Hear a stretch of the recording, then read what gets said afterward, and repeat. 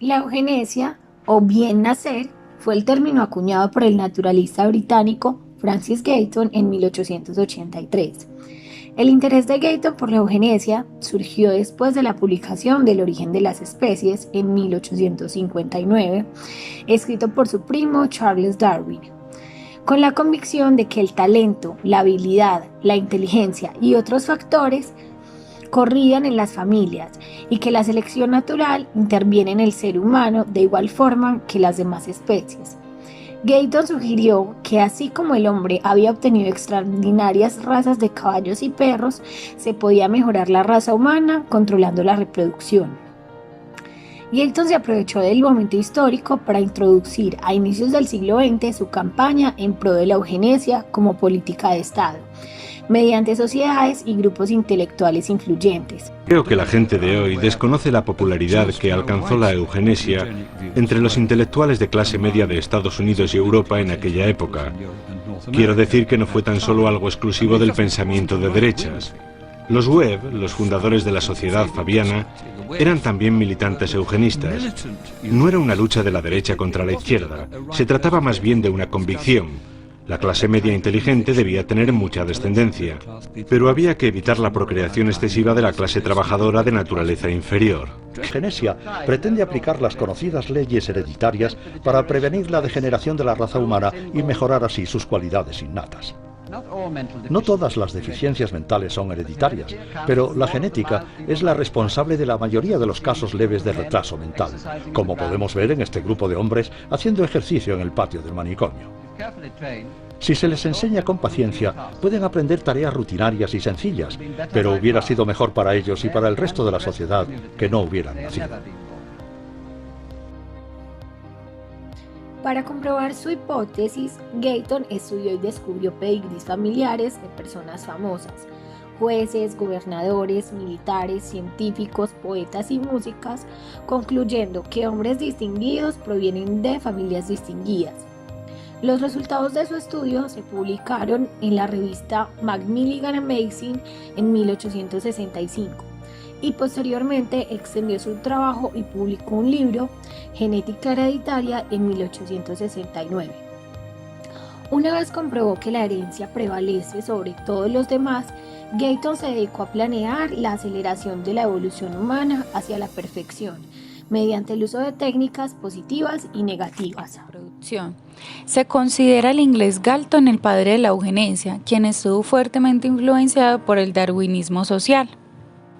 La idea de la eugenesia en un principio surge para mejorar los genes que heredan las futuras generaciones. Los medios antiguamente propuestos para alcanzar esos objetivos se centraban en una selección artificial.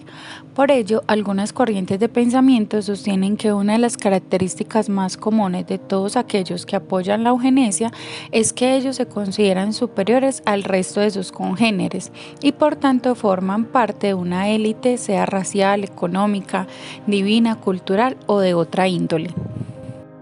Es decir, la eugenesia es la eliminación de individuos que la ciencia convencional considera que son portadores de genes defectuosos o que no cumplen con los estándares genéticos y biológicos fijados.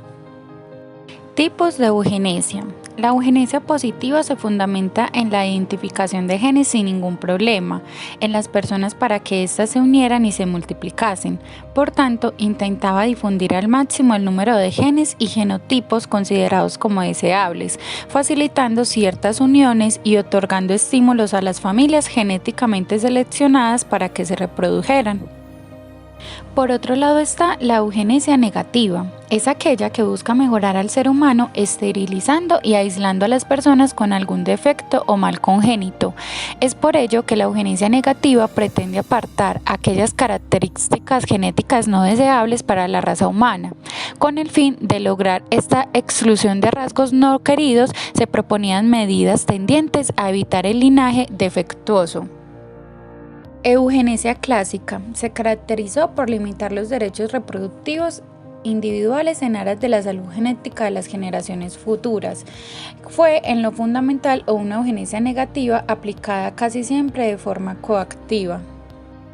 Por último está la eugenesia actual o moderna. Es con fines terapéuticos que es considerada en general aceptable en sus objetivos, aunque discutible en sus métodos. Esta se divide en tres, que es el diagnóstico preinflamatorio o prenatal, terapia genética germinal y la ingeniería genética de mejora. Hola, muy buenas tardes, mi nombre es Laura Marín, voy a hablarles un poco sobre el objetivo de la eugenesia. Esta la vamos a dividir en dos, vamos a hablar de la eugenesia antigua y la eugenesia actual. Inicialmente la eugenesia antigua data más o menos desde los años 1933, que es una fecha aproximada en la que se practicó la primera esterilización involuntaria. El objetivo de esa eugenesia era mejorar la especie humana, tomando como una medida, por así decirlo, para purificar la sociedad, eliminando más que todo a las personas más vulnerables o a los pobres. En ese caso se consideraban personas candidatas, por así decirlo, para esta esterilización, las personas con alguna enfermedad mental o alguna patología, para evitar su descendencia y así evitar que en las futuras generaciones se siguieran generando casos para ellos con esas patologías. Ellos esterilizaban ¿para qué? Para que esa persona no pudiera procrear, ya que ellos partían desde la idea del origen de la especie de Darwin, que todo se va heredando de generación en generación. Entonces con esa eugenesia en ese momento evitaban eso, que las personas se siguieran procreando y así dañar, por así decirlo, entre comillas, la especie. Esta eugenesia actual tiene como objetivo perfeccionar o mejorar la especie humana. Esta se hace de manera individual, es decir, que no es impuesta por el Estado. El objetivo de esta eugenesia es básicamente modificarnos biológicamente, ya sea a nosotros mismos o a nuestra descendencia, con el fin de mejorarnos. Ya son técnicas autorizadas, es decir, con consentimiento de la persona, no se practican involuntariamente como en la eugenesia antigua. Son técnicas basadas genéticamente o técnicas genéticas, la gran mayoría con tratamientos de fertilización.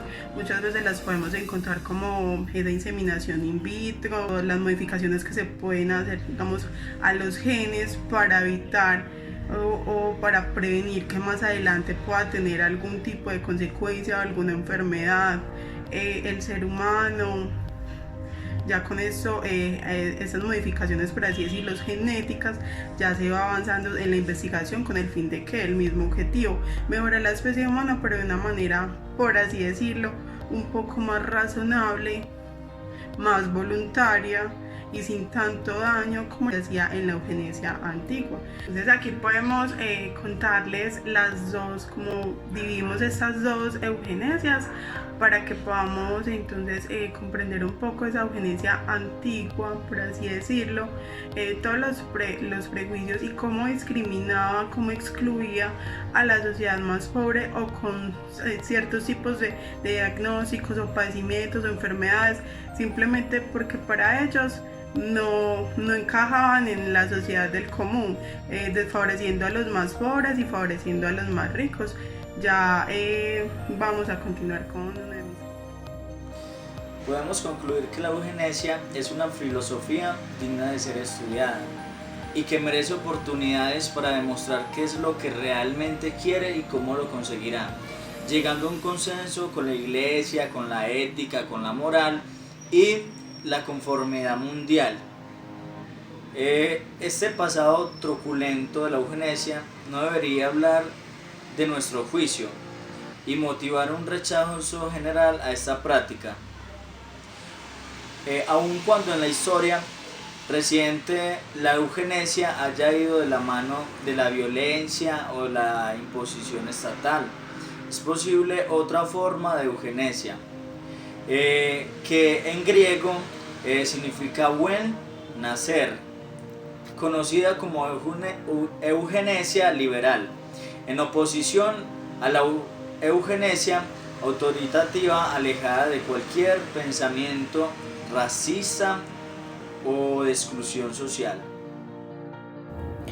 Bueno, después de tener un panorama más general acerca de lo que es la eugenesia, de lo que son sus objetivos, su significancia, su historia, es muy importante que nos hagamos la siguiente pregunta. ¿Consideramos que la eugenesia es una productora o reproductora de la exclusión o discriminación?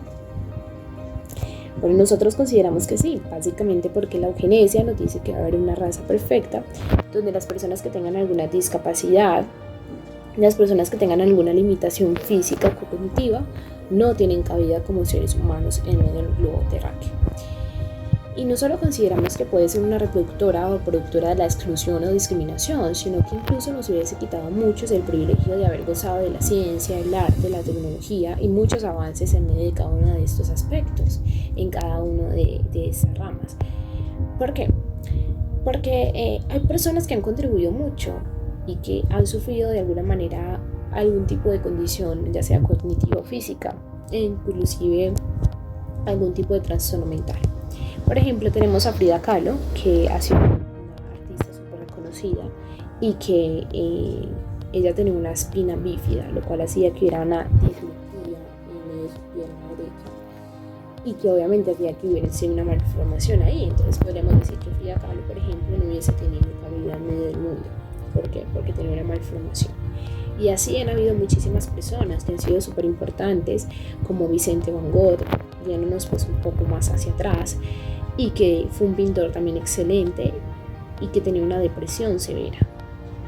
También tenemos a Stephen Hawking, que aportó bastante a la ciencia y que también tenía una condición que prácticamente solo se podía comunicar por medio de una máquina, porque todo su cuerpo estaba paralizado.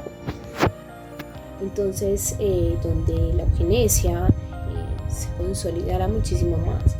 Prácticamente las personas, debemos de decir que estarían condenadas a que no se cumpliese uno de los derechos más importantes que como seres humanos tenemos, que es el derecho a la existencia, sin importar si vamos a importar en gran manera, es decir, ser unos pintores excelentes o ser unos grandes cientistas, sino que es nuestro derecho la existencia, sin importar cómo somos, sin importar si somos negros, sin importar si tenemos una malformación, sin importar si tenemos alguna condición física o condición cognitiva.